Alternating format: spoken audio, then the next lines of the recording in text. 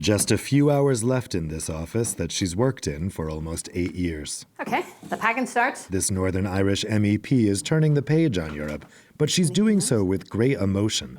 She's fought all her life for the ideas of her party, Sinn Féin. Oh, there you are, look at there I am there. Yeah. Part of the UK, Northern Ireland was at the center of the Brexit negotiations, with the threat of a return to a physical border on the island of Ireland. This former member of the IRA does not hide her anger at her forced departure on the 31st of January. In 2016, her region voted over 56% to stay in the EU. Okay. Well, I'm thinking primarily about the people who sent me here. They, like me, know that we are being kicked out against their democratically expressed wishes to remain in the EU.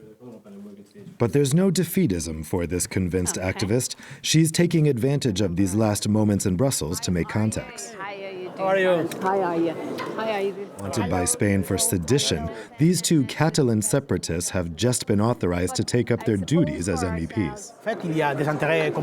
There are interests that we share with them, such as the right to self-determination, so they know they can count on us. When I am away, I need them to be continuing to articulate the need of the people in Ireland's right for a unity referendum. For this other member of Parliament, Molly Scott Cato, saying goodbye is also difficult.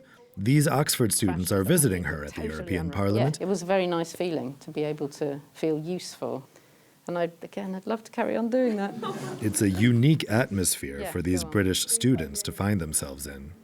It's already weird when we get our British passports out and it's like, and they check them and it's like, oh, this is going to be different in like a year. Completely different.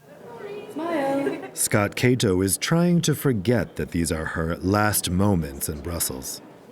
But she can't help but feel a little bitterness. I see all these exciting policy changes like the European Green Deal, and I just can't be a part of it. So yeah, it's sad and frustrating. From the 1st of February, this flag is no longer going to fly outside the European Parliament here in Brussels.